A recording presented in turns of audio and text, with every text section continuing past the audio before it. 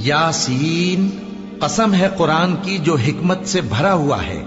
اے محمد صلی اللہ علیہ وآلہ وسلم، بے شک تم پیغمبروں میں سے ہو، سیدھے رستے پر ہو۔ یہ قرآن غالب و مہربان کا نازل کیا ہوا ہے تاکہ تم ان لوگوں کو جن کے باپ دادا کو خبردار نہیں کیا گیا تھا خبردار کر دو کہ وہ غفلت میں پڑے ہوئے ہیں۔ ان میں سے اکثر پر اللہ کی بات پوری ہو چکی ہے، سو وہ ایمان نہیں لائیں گے۔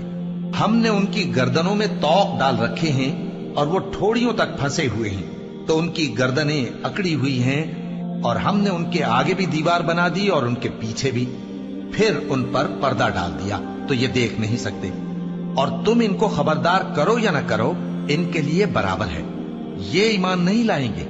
تم تو صرف اس شخص کو خبردار کر سکتے ہو جو اس نصیحت یعنی قرآن کی پیروی کرے اور رحمان سے غائبانہ ڈرے، سو اس کو مغفرت